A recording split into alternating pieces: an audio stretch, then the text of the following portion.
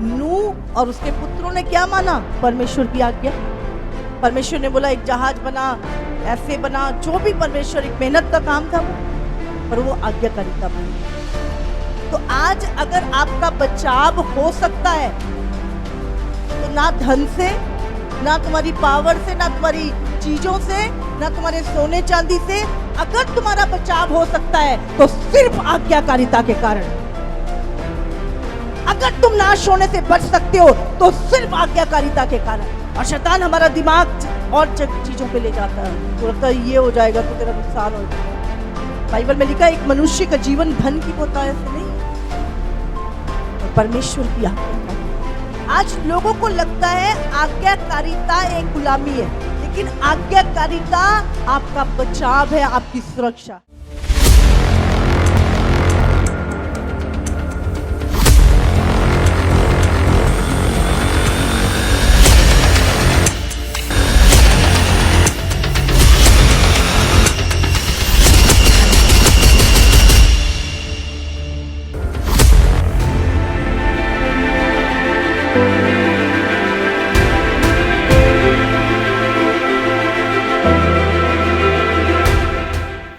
Bible कहती है जो मुझसे प्रेम करते हैं वो मेरी आज्ञा को मानते हैं। जो मुझसे प्रेम करते हैं वो मेरी।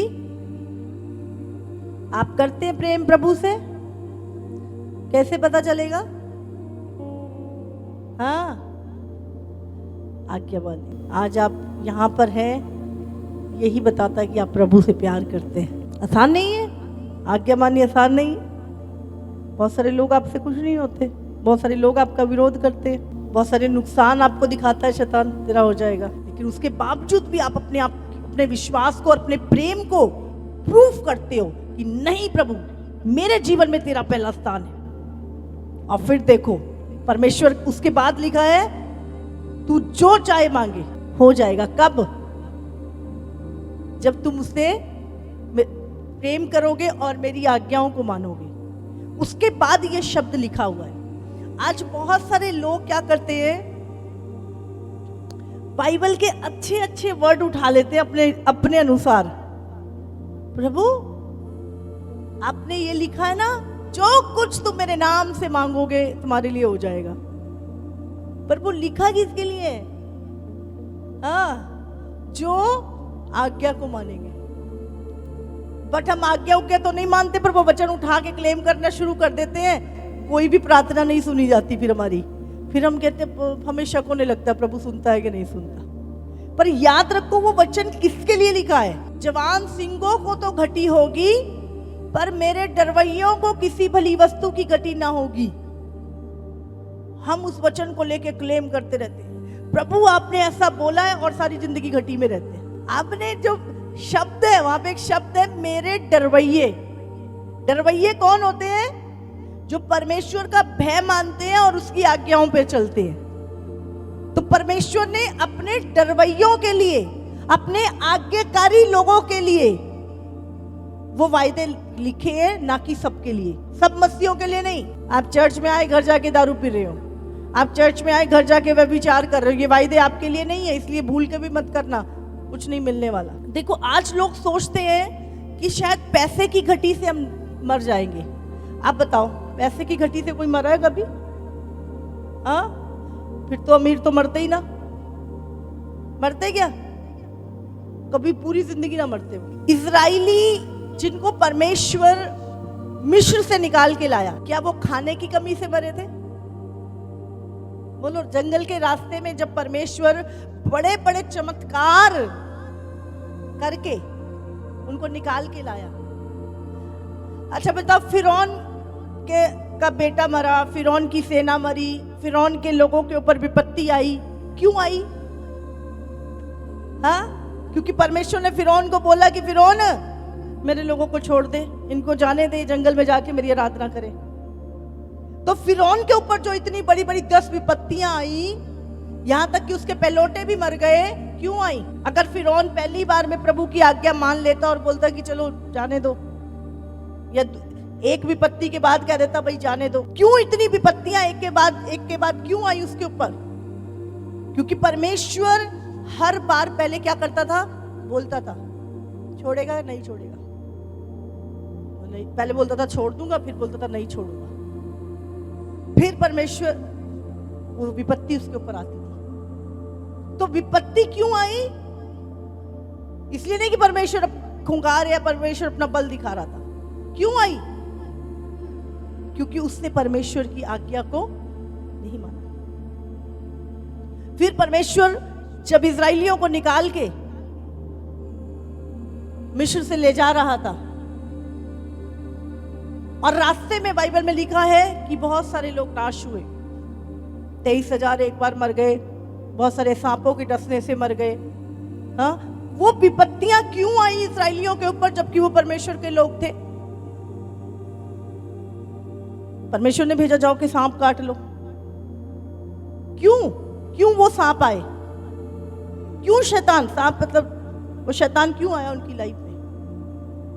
उन्होंने व्यभिचार किया, उन्होंने मूर्ति पूजा की जो परमेश्वर के वचन के खिलाफ है। उन्होंने परमेश्वर को छोड़ के अपने लिए बाल देवता बना लिया। उन्होंने परमेश्वर की अनाज्ञाकारी। जितने भी लोग उस जंगल के रास्ते में मरे, वो भूख से नहीं मरे, प्यास से नहीं मरे, ठंड से नहीं मरे, गर्मी से नहीं मरे।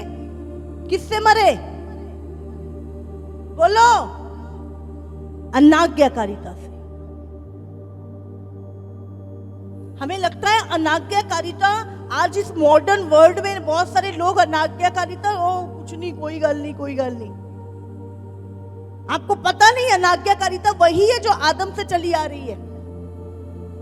आदम जो था, मौत उसकी लेखे में नहीं थी, बीमारी उसके लेखे में नहीं थी, कोई कर्स उसके लेखे में नहीं था। क्यों मरा आदम? क्यों पाप में आया? बोलो, क्या था उसकी वजह? हाँ, परमेश्वर ने क्या बोला? जिस दिन तू इस पेड़ का फल खाएगा, अच्छे बुरे के पेड़ का फल, उसी दिन तू निश्चय मर जाएगा। ये थी आज्ञा कि नहीं खाना, प्रभु ने बोला है। लेकिन जैसे ही शैतान क्या करता है, परमेश्वर आप जानता है जिस दिन तू फल खा लेगा परमेश्वर के बराबर हो जाएगा, इसलिए प्रभु नहीं चाहता कि तू उसके बराबर हो जाए। देख, तू बुद्धिमान हो जाएगा। पहले निर्बुद्धि था वो, तेरी आंखें खुल जाएंगी। वो अंधा था। शैतान क्या चाहता था? कि वो स्वार्थी बन जाए, वो लोभी बन जाए, वो परमेश्वर की अनाज्ञाकारिता करे। और जैसे ही उसने वो फल खाया, अनाज्ञाकारिता करी, और मृत्यु उसके जीवन में आ गई। मृत्यु बीमारी लेके आई, हाँ, श्राप लेकर आई। तो कौन सी चीज थी जो ये सब लेके आई? अनाज्ञाकारिता। आज इंसान को शैतान क्या दिखाता है? भाई ये नोट नहीं आए तो मर जाएगा, खाना कहां से आएगा? भाई ये जो मॉडर्न वर्ड नहीं था, आज से 50 साल पहले, 100 साल पहले एक व्यक्ति घर में कमाता था। हाँ, दुनिया, आपको पता है नूह के टाइम कितनी? 8 अरब आबादी थी। हाँ, आज जो टेक्नोलॉजी नहीं है उस टाइम पर थी। आज के वैज्ञानिक भी वो चीजें नहीं बना सकते जो उस टाइम की बनी हुई मिल रही है। आज लोग अपने आप को ज्यादा ही दिमागदार समझते हैं। तो मनुष्य पैसे की घटी से नहीं, अनाज्ञाकारिता के। आप पूरी बाइबल उठा लो, 8 अरब की आबादी थी नूह के टाइम पर। लेकिन नूह और उसके पुत्रों ने क्या माना? परमेश्वर की आज्ञा। परमेश्वर ने बोला एक जहाज बना, ऐसे बना, जो भी परमेश्वर, एक मेहनत का काम था वो, पर वो आज्ञाकारिता मेरा। तो आज अगर आपका बचाव हो सकता है तो ना धन से, ना तुम्हारी पावर से, ना तुम्हारी चीजों से, ना तुम्हारे सोने चांदी से, अगर तुम्हारा बचाव हो सकता है तो सिर्फ आज्ञाकारिता के कारण।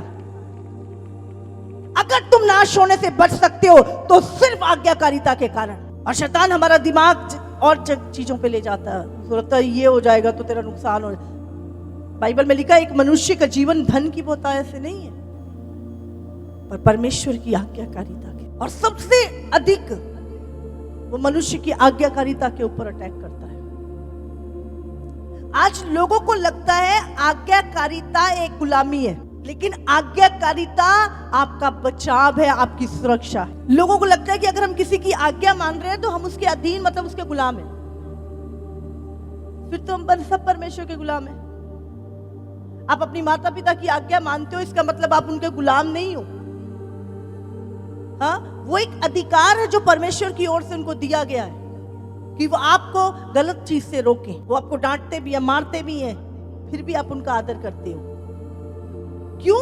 क्योंकि आपको पता है ये मेरे अच्छे के लिए कर रहे हैं। आपको पता है इसमें मेरी सुरक्षा है, इसमें मेरी भलाई है। शैतान कॉन्सेप्ट बदल देता है। वो क्या जरूरत है तेरे को कहना मानने की, अपना देख भाई तू। बाइबल में क्या लिखा है? तीमुथियुस 3:1 में, अंत के दिनों में मनुष्य क्या हो जाएंगे? स्वार्थी हो जाएंगे। वो परमेश्वर के नहीं पर सुख विलास के चाहने वाले हो। और एक स्वार्थी व्यक्ति कभी भी आज्ञाकारी हो ही नहीं सकता। शाऊल की हम जब कहानी पढ़ते हैं, शाऊल जो इजराइल का पहला राजा बना, आप जानते हैं इजराइल के पास कोई राजा नहीं था। इजराइल का राजा खुद यहोवा था। अगर कोई इजराइल पे अटैक करता था तो परमेश्वर खुद उससे लड़ता था। ऊपर से आसमान से ओले बरसा देने, नदियां लहू बन जाती थी और सुपरनेचुरल चीजें। और परमेश्वर ने कहा कि नहीं नहीं नहीं, इजराइल के ऊपर मैं खुद राजा हूं। लेकिन इजराइलियों का दिमाग खराब हो गए जब उन्होंने देखा अरे हमारे पड़ोसी देश का भी राजा है, उस देश का भी राजा है, उस देश का भी राजा है, तो उन्होंने हमारे ऊपर भी एक राजा इंसान होना चाहिए। ऐसी मूर्खता करते कई बार हम। परमेश्वर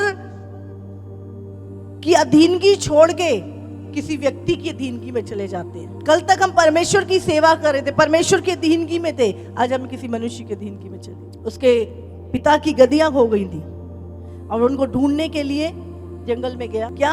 वो आज्ञाकारिता थी। कि मेरे पिता की, उसके पिता ने भेजा था कि भाई गदियां खो गई हैं। उस टाइम पर जो गदियां थी वो मर्सरीज होती थी आज की, समझ रहे हैं, सवारियां हुआ करती थी बढ़िया। यीशु ने भी सवारी की है उसकी। तो वो क्या होती थी? कारें होती थी एक तरह की। तो बोले भाई गाड़ियां खो गई हमारी, हाँ तो गदियां ढूंढ के लाओ। तो वो अपने पिता की आज्ञा मानकर बहुत दूर जंगल तक ढूंढने गया। जब उसको नहीं मिला तो उसने बोला भाई चल पड़ते हैं। तो उसने बोला कि एक नबी है, देख लेगा कहाँ है, बता देगा, चलो चलते हैं उसके पास। और प्रभु ने शमूएल को बोला कि आज जो भी पहला व्यक्ति सुबह आएगा उसी का अभिषेक करना, वो इजराइल का राजा है। वो व्यक्ति आज्ञाकारी था, अपने पिता की गदियों को ढूंढने, मतलब आज्ञाकारी था। और जैसे ही वो गया, परमेश्वर ने शमूएल को बोला यही है, इसका अभिषेक कर दे, ये इजराइल का राजा बनेगा। ये है आज्ञाकारिता का रिजल्ट, समझ रहे हैं? माता पिता की आज्ञा मान के वो गया और परमेश्वर ने, शमूएल परमेश्वर की आज्ञा का पालन किया और वो इजराइल का पहला राजा बनाया गया। लेकिन बाइबल बताती है अब शाऊल को क्या रहना था? जिस परमेश्वर ने उसको राजा बनाया उस परमेश्वर के अधीन रहना था। जिस शमूएल ने उसका अभिषेक किया, जिससे परमेश्वर के भविष्यवक्ता से प्रभु बातें करता था, उसके अधीन रहना था, उसकी बात को सुनना था, क्योंकि परमेश्वर ने शमूएल को ही बोला था उसे अभिषेक करने के लिए। लेकिन क्या हुआ? एक बार उसने बड़ा यज्ञ रखा, बहुत सारे राजा, बहुत सारे लोग, मेहमान, रिश्तेदार बुलाए, और शमूएल को आने में क्या हुआ? देर हो रही थी। जब उसने देखा अरे लोग घड़ी देख रहे हैं, हाँ लोग उठ के जा रहे हैं, तो उसने कहा क्या बड़ी बात है, ये बलिदान मैं ही चढ़ा देता हूँ, ये बलि मैं ही कर देता हूँ, शमूएल की क्या वेट करनी है, समझ रहे हैं? उसने क्या करा? जो काम याजक का था वो खुद ही कर लिया, अनाज्ञाकारिता।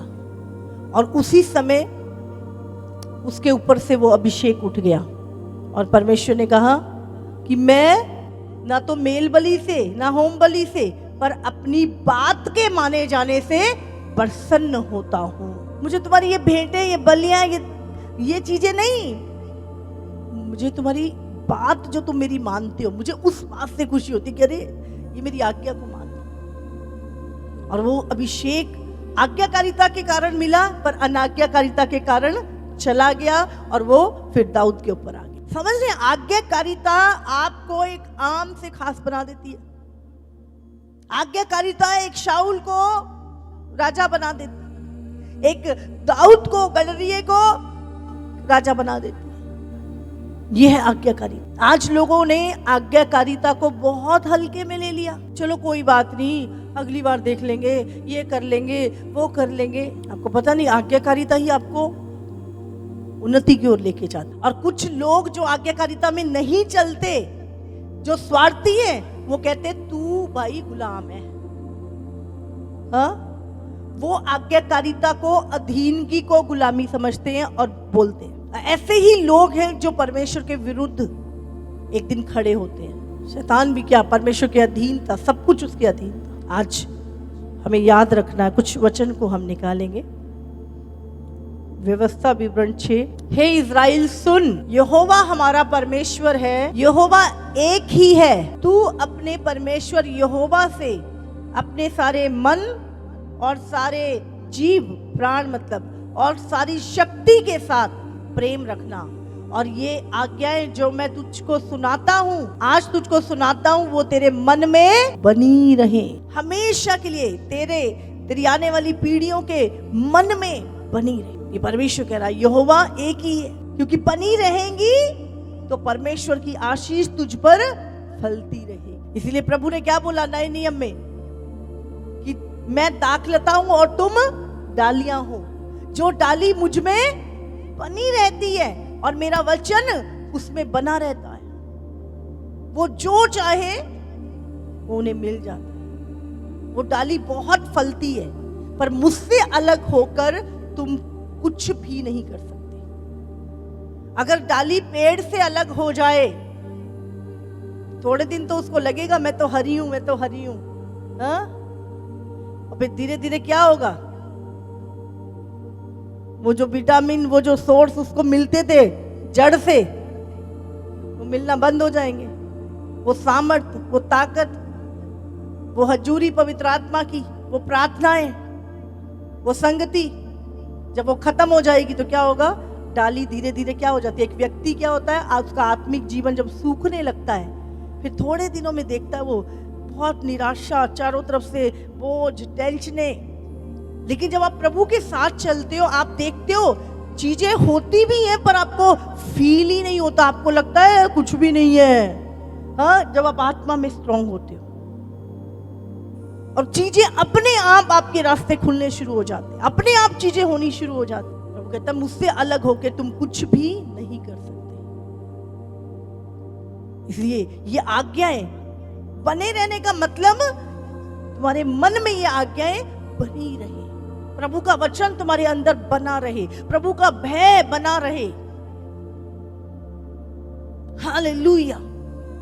तो आज मैं एकदम से होली स्पिरिट बात कर रहा था कि 40 साल परमेश्वर ने इजराइलियों को रेगिस्तान में, उस मरुभूमि में, उस जंगल में स्वर्ग का खाना खिलाया, हाँ, चट्टानों से पानी पिलाया, स्वर्गदूतों का खाना खाते थे वो। जब तक उनके पास लैंड नहीं आ गया अपना, तब तक उनको स्वर्गदूतों का भोजन खाते थे। अब प्रभु कौन से होटल से मंगवाए वहां पे? प्रभु ने बोला जो स्वर्गदूतों को खिलाते हो, ये इनको भी स्वर्ग, वो ही भेजो भाई, जो स्वर्ग में बनता है दूतों के लिए वही नीचे भेजो, ये भी मेरे बच्चे हैं। और स्वर्गदूतों का भोजन, वो भोजन खा के इतनी ताकत रहती थी उनके अंदर कि वो कितने कितने दिन चलते थे। लिखा ना उनके कपड़े पुराने हुए ना फटे, 5 नंबर का जूता 10 नंबर का हो गया पर फटा नहीं, 32 नंबर की शर्ट 40 नंबर हो गई पर फटी नहीं, और ना बदबू आई उसमें से। 40 साल ना उनके जूते फटे ना उनके कपड़े फटे। ऐसा महान परमेश्वर, इतना उनके शरीर की चीजों से नहीं मरे। क्यों? अभिलाषाएं, अनाज्ञाकारिता। और तुम्हारी जो शरीर की अभिलाषाएं हैं वही तुम्हें अनाज्ञाकारी बनाती है। तो आज कोई व्यक्ति कहे भाई पैसे नहीं क्या करेगी, नौकरी नहीं क्या करे, भाई तू पहले कहां से, पहले नहीं जिंदा था? हाँ, जब माँ के पेट में था तब तेरे को सुध बुध नहीं थी तो कौन खिला रहा था तेरे को? जब पैदा होके बाहर आया तब तुझे बहुत अकल थी, ये भी नहीं पता था कहाँ पे क्या करना, तब तेरे को किसने पाला पोसा? अभी तुम ज्यादा सियाने हो गए, अभी हम ज्यादा इंडिपेंडेंट, ये वर्ड तो आजकल बड़ा ही यूज होता है, मैं इंडिपेंडेंट हूँ। भाई तू इंडिपेंडेंट नहीं है, हम सब परमेश्वर पर डिपेंडेंट है। कोई इंडिपेंडेंट नहीं है, तुम कुछ नहीं कर सकते। अगर धरती ना दे तो तुम खा नहीं सकते, अगर वो बारिश ना बरसाए तुम्हें अन्न ना मिलेगा, हवा ना करे तुम 2 मिनट में यहाँ पे बेसुध होके गिर जाओगे। काहे के इंडिपेंडेंट हो तुम? स्वार्थी व्यक्ति परमेश्वर की आज्ञा का विरोध। ये आज्ञाकारिता, ये दीनगी, ये सुरक्षा है तुम्हारी, ये बचाव है तुम्हारा। फिर बड़े बड़े फिरौन, अरे इसकी ओर परमेश्वर है, इसकी ओर नहीं देखना। और शैतान को अदीनगी बिल्कुल पसंद नहीं, बिल्कुल पसंद नहीं हो। हमेशा वो परमेश्वर के वचन की का विरोध करेगा, क्योंकि बाइबल में लिखा अंत के दिनों में मनुष्य क्या है? स्वार्थी हो जाएगा। निकालेंगे एक वचन, रोमियो 2:6 से पढ़ते हैं। वो हर एक को उसके कामों के अनुसार बदला देगा। जो सुकर्म में स्थिर रहकर महिमा और आदर और अमरता की खोज में है, उन्हें वो अनंत जीवन देगा। पर जो विवादी हैं और सत्य को नहीं मानते, आज्ञा को नहीं मानते, वरन अधर्म को मानते हैं, उन पर क्रोध और को बढ़ के। चीज याद रखना है, क्या लिखा है? सुकर्म में स्थिर रहकर। आज्ञाएं क्या है? बनी रहे, वचन तुम्हारे अंदर बना रहे। मुझे 23 साल प्रभु के साथ चलते हो गए और 12-13 साल फुल टाइम सेवकाई में हो गए। मुझे कुछ नहीं सूझता कोई मेरे बारे में क्या सोच रहा है, कोई मेरे बारे में क्या बोल रहा है, मुझे कुछ नहीं सूझता। मुझे बस एक ही बात सूझती है, मैं यही देखती हूँ कि मैं आज्ञा में हूँ, आज्ञाकारिता में हूँ। सिर्फ एक ही चीज, मेरा दशमान चला गया, ये मेरी संगति घट तो नहीं रही, प्रेयर घट तो नहीं रही, फास्टिंग घट तो नहीं रही, हाँ, पर समझ रहे हर चीज में नहीं, ये व्यक्ति के लिए मन में कुछ है, प्रभु इसको माफ कर, इसको ब्लेस कर, इसको आशीष दे, इसको अपने आप। कोई व्यक्ति के साथ अगर अभी लग रहा है, उसको गले लगा। समझ रहे? हर चीज के ऊपर क्या है? अपना जो हार्ट है, अपनी जो रिलेशनशिप है, उसको क्लियर रखना है प्रभु से, कि प्रभु मेरे जीवन में ऐसी कोई चीज तो नहीं जो आपको। फिर आप क्या करते हो? जब बाइबल पढ़ते हो, वचन पढ़ते हो या सुनते हो, तो आपके जीवन में जो कमी होती है, वहीं पे बार बार पवित्र आत्मा घंटी बजाता रहेगा, बार बार वहीं पे। कोई वचन होता नहीं होता। जहां पर हमारे जीवन में कुछ गति होती है, तो होली स्पिरिट वहीं की घंटी बजाता है। बार बार आपकी जो बेल है वहीं पे आके बजेगी। ये पवित्र आत्मा करता है। ये आपसे नहीं होती चीजें, ये आपके मन में आ रहा, आप बड़े अच्छे हो, ये पवित्र आत्मा आपको उभार रहा होता है, भाई ये क्लियर कर, इसके कारण रह जाएगा, हाँ, ये चीज क्लियर कर। और क्या करते हो? थोड़े दिन फाइट करते हो चीजों से, लेकिन लास्ट में क्या होता है? क्योंकि पवित्र आत्मा अंदर है, वो छोड़ेगा नहीं। आप सरेंडर करते हो और माफी मांगते हो और उस चीज रिपेंट करते हो, और उसके बाद फिर उस आज्ञा को भी आप चलना शुरू कर देते हो। होता है। अगर आप एक आत्मिक व्यक्ति हो तो मेरी बातों को समझ रहे हो, ये चीजें होती हैं। अगर पवित्र आत्मा आपके अंदर, आप थोड़ी देर बैठ के अगर कोई ऐसी बात कर लेते हो, या कोई चुगली भी कर लेते हो, या कोई सुन भी लेते हो, और जैसे आप प्रार्थना में बैठते हो, प्रार्थना बाद में निकलेगी, वो बात पहले आएगी आपके अंदर। ठीक नहीं है, वो बात नहीं सुननी चाहिए थी, वो ठीक नहीं है, गलत बोल रही थी वो, हाँ, ऐसा नहीं है। आपको होली स्पिरिट क्या करेगा? बार बार। अब थोड़ी देर कई बार आप इग्नोर करने की कोशिश करते हो, आप फिर बैठते हो, फिर पवित्र आत्मा, ये होली स्पिरिट जो तुम्हारे अंदर है ना, वो तुम्हें बार बार क्लीन कर। वचन क्या करता है? तुम्हें धोता है, और फिर आप रिपेंट करते हो बैठ के, नहीं प्रभु, हो सच में प्रभु मेरी मदद कर, प्रभु मेरे सच में गलती होगी। और आप जैसे ही क्षमा मांगते हो, आपके आंसू निकलते हैं, और आप कहते नहीं प्रभु मैं उससे प्यार करती हूँ, नहीं वो प्रभु मुझे माफ कर, मैंने उनके लिए ऐसा बोला, या कोई भी चीज मुझे नहीं पता, पर ये चीजें होती हैं, हाँ। और फिर हम उस चीज के ऊपर विजय पा लेते हैं, और जब हम उसके ऊपर विजय पा लेते हैं, आंसुओं के साथ माफ कर देते, प्रार्थना में हमें अंदर से फीलिंग हो जाती है कि प्रभु ने मुझे क्लीन कर दिया, और एकदम से तार जुड़ जाती है। फिर आत्मा में भर के हम पूरा पूरा आत्मा में भर जाते हैं हम फिर। और आपको पता है, आपकी प्रार्थना में रुकावट जो होती है, जब वो आती है तो पवित्र आत्मा उस रुकावट को दूर करता है, और आपसे कहता है पहले रिपेंट कर। ये एक आत्मिक जीवन की सच्चाई है। तभी आप बढ़ते हो। आप सोचो कि ये ऐसा नहीं है भाई कोई चाबी घुमाई और हो गया काम, आत्मिक चीजों के भी नियम है। और रिपेंटेंस मैं आपको बता रही हूं, जब आप मसीह में नहीं थे या मैं भी नहीं थी, तो हमें कोई बोलता था ना, भाई ये गलत है, ये पाप, वो तेरे को बड़ा पता है, ज्यादा ना सिखा मेरे को, मुझे सब पता है। हाँ, हम दूसरे को नसीहत देते थे जो हमें सही करता था, मानते ही नहीं थे गलती तो अपनी। लेकिन आज छोटी सी गलती हो जाए तो क्यों बार बार मन में आती हैं चीजें?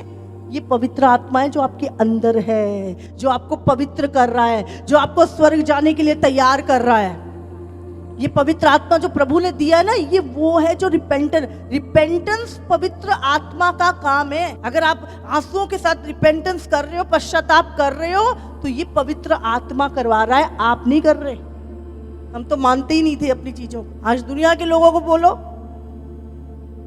उल्टा आपको चार सुनाएंगे, लेकिन आपको पता पश्चाताप क्या है। सरेआम बाइबल में क्या, वो तो लज्जा की बातों पे घमंड करते हैं। आजकल का यूथ, मेरी 4 गर्लफ्रेंड है, हाँ, मेरे 4 बॉयफ्रेंड, घमंड करते हैं लोग लज्जा की बातों पे। इतनी इतनी निकरे पहन के बोलते हैं मॉडर्न है। हाँ, हम जितना बंदा रईस होता जाता है उतने कपड़े छोटे होते जाते हैं। ये तो मॉडर्न वर्ड है आज का। चाहिए नहीं हमें ऐसा मॉडर्न वर्ड, हमें वो चाहिए जो हमारा खुदा को पसंद है। हर चीज जो मेरे पिता को पसंद है, मुझे वैसा जीना। बंदे लोग तो ये तो इनको तो पता ही, अकल कुछ नहीं। भाई हम छोड़ के आए हैं वो चीजें। हाँ, तुमसे ज्यादा इंटेलिजेंट थे उन कामों में जो तुम कर रहे हो आज। हाँ, तो वो छोड़ के आए। अगर आज हमारी सादगी है, ये तो सिर्फ खुदा के कारण है। आमीन। तो बहुत लोग हमें ही सिखाना शुरू कर देते कई बार, हमारी सादगी को तो भाई तुम्हें सिखाते हम, समझ रहे। तो आजकल हमारे भाई लोग भी बेचारे, हाँ, तो चुप कर जाते, बोले प्रभु तुम्हें माफ करे, कोई बात नहीं। हाँ, एक ऐसा भाई तो बोलता है, मेरे पुराने वाले व्यक्तित्व को मत जगाओ, पहले वाला बन गया ना, फिर तुम्हें भारी हो जाऊंगा। हाँ, तो अगर हम चुप हैं, अगर हम सहते हैं, तो हम लोग क्या है, हमने अपने आप को वचन के अधीन कर लिया है। हम कौन सा ऊपर से, हम भी तो यहीं से हैं, सब कुछ पता है। एक की 4 कैसे सुनानी। अगर चुप कर जाते, प्रभु माफ करे, कोई बात नहीं, तूने बोल दिया, प्रभु तुझे माफ करे, प्रभु तुझे आशीष दे। इसका मतलब ये नहीं कि हम डर जाते हैं। कहने वाला बड़ा नहीं होता, याद रखना हमेशा, सहने वाला बड़ा होता है, और सहना बड़ी ताकत है। और जब तुम मसीह में आ जाते हो और प्रभु कहता है तू भाई अपना बदला मत लेना, तेरा बदला मैं खुद लूंगा, तू चुप रह, तू माफ कर। इसे आसान है, जबकि आपके पास वो पावर है, वो चीजें, और सामने वाला बंदा कुछ भी नहीं, और तुम्हें 4 सुना के चला गया। अंदर से वाला तो कहता है अरे तू कैसे चुप, तुझे पता नहीं। यही ताकत है मेरी, यही मेरी ताकत है। और हम तो यहाँ तक दुआ करते हैं कि खुदा इसका बुरा ना करियो। हमें पता बदला जब वो खुदा लेगा ना इनसे, इनका बचना ही कुछ नहीं हैगा। इसलिए मैं बोलती हूँ, तू संसार के किसी भी बंदे का बुरा वक्त आ जाता है ना, मसीह व्यक्ति जो खुदा का बंदा सही वचन पे चल रहा है, उसके साथ अगर वो भिड़ गया तो समझ लो कितना ही बड़ा क्यों नहीं है, प्रभु बदला लेगा ही लेगा, आज नहीं तो कल वो लेगा। इसलिए छोड़ दो चीजें। कोई तुम्हारी खिलाफत थोड़ा नहीं कर रहा है, वो उसकी कर रहा है, तुम्हारे उसके बच्चों की कर रहा है, तो चुप बैठेगा क्या? हाँ, जब फिरौन ने नहीं भेजा तो प्रभु ने दिखाया नहीं दिखाया अपना, पर तुम आज्ञाकारी बनो। और पढ़ेंगे एक वचन, और कलेश और संकट हर एक मनुष्य के प्राण पर जो बुरा करता है आएगा, पहले यहूदी पर फिर यूनानी पर, परंतु महिमा और आदर और कल्याण हर एक को मिलेगा जो भला करता है, पहले यहूदी को फिर यूनानी को, क्योंकि परमेश्वर किसी का पक्षपात नहीं करता। आप आज्ञाकारिता पे चल रहे हो, आप अधीनगी में हो, परमेश्वर पक्षपात नहीं। परमेश्वर क्या लिखा है, परंतु महिमा आदर और कल्याण हर एक को मिलेगा जो भला करता है, जो आज्ञाकारी है। इफिसियों 6:1, हे बालकों, प्रभु में अपने माता पिता के आज्ञाकारी बनो, क्योंकि यह उचित है। और ये सेम आपके आत्मिक अगुवों के लिए भी जाता है, जो आपके आत्मा में आपके माँ बाप हैं, जो आपको खिलाते हैं, जो आपको पालते हैं, जो आपकी अगुवाई करते हैं। परमेश्वर कहता है कि आज्ञाकारी बनो, शारीरिक माता पिता और आत्मिक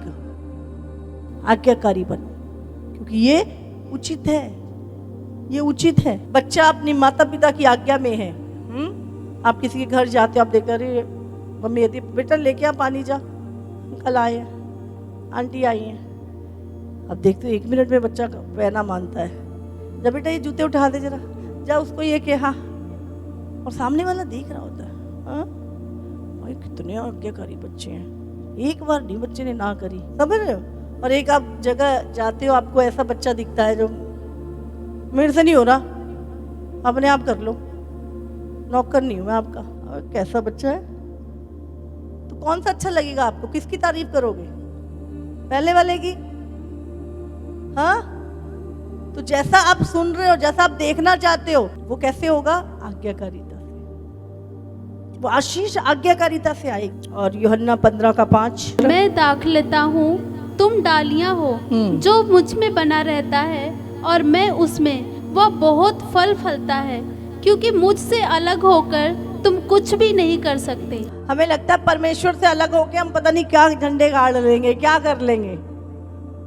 परमेश्वर से अलग होकर तुम कुछ भी नहीं कर सकते। मुझ में क्या लिखा है, मैं दाखलता हूं, तुम डालियां हो। इसका मतलब क्या है, जो मुझ में बना रहता है, मेरा वचन, मेरी आज्ञाएं जिनके मन में बनी रहती हैं, समझ रहे हैं, मेरी आज्ञाकारिता जिनमें बनी रहती है, मैं उनमें बना रहता हूं। जो आज्ञाकारिता में नहीं है, परमेश्वर उसमें नहीं है। और वो बहुत, कितना, थोड़ा नहीं, क्या लिखा है यहाँ पे, जो मुझ में बना रहता है और मेरी आज्ञाएं जो उनमें बनी रहती हैं, वो बहुत फल फलता है। सिर्फ प्रभु की परवाह करनी। परमेश्वर क्या सोचता है, प्रभु को कैसा लगेगा। नफा नुकसान, जो व्यक्ति प्रभु से प्रेम करता है ना, वो कभी नफा नुकसान नहीं सोचता। तो सोचता नहीं, अगर मैं आज्ञा मान रहा हूं, मेरे लिए सब फायदा होगा, मैं प्रभु से प्रेम करता हूं, सारी बातें मेरे लिए भलाई को उत्पन्न करेंगी। मैंने ये चीज परमेश्वर के लिए की है ना, और मुझे ये शैतान दिखा रहा है कि ये तेरा नुकसान हो गया, ये नुकसान नहीं हुआ, इसका बड़ा रिवॉर्ड परमेश्वर मुझे देने जा रहा है। क्योंकि जो चीजें तुम छोड़ते हो ना, वो बहुत मिनिमम सी होती हैं, पर जब परमेश्वर का हाथ तुम्हें देता है ना, तुम सोच नहीं सकते परमेश्वर का हाथ कितना बड़ा है। और जब अपने हाथ से तुम्हें रिलीज करता है चीजों। और एक मसीह व्यक्ति, मैं बोल रही हूं, जो परमेश्वर से प्रेम करता है, हर रोज उसके सामने, मैं बोलती हूँ, दो चीजें आती हैं, एक को छोड़ना पड़ता है उसको, और वो आपका शरीर कहता है ये फायदे का, फायदे का, फायदे का, और आपकी आत्मा कहती है छोड़ इसे, परमेश्वर के पास चल, इसे छोड़, प्रार्थना कर, इसे छोड़, लालच मत कर, और आप आगे बढ़ते हो। यही मसीह जीवन है। लोग बोलते हैं ना कैसे बढ़े आगे, उनको लगता है कोई चाबी है, दबा देंगे तो एकदम बढ़ जाएंगे। आत्मा में कैसे बढ़े, रोज आपको वचन की प्रैक्टिस करनी पड़ती है, रोज आज्ञाकारिता पे चलना पड़ता है, रोज अपने शरीर की अभिलाषाओं को मारना पड़ता है। अगर पौलुस, जो प्रभु के इतना रेवलेशन, प्रकाशन, तीसरे स्वर्ग तक जाता था, वो कहता है मैं अपने शरीर को मारता और कूटता और वश में लेके आता हूं, ताकि मैं औरों को प्रचार करके खुद निकम्मा ना ठहरूं। तो आपको और मुझे कितनी जरूरत है जब हम इस पाप भरे संसार में रह रहे हैं। आप सबको जय मसीह की। इसी तरह से परमेश्वर के और सामर्थी और अद्भुत प्रकाशनों को अपने जीवन में ग्रहण करने के लिए हमारे YouTube चैनल को सब्सक्राइब करें, ताकि हर एक वीडियो का नोटिफिकेशंस आप तक पहुंच सके। हालेलुया।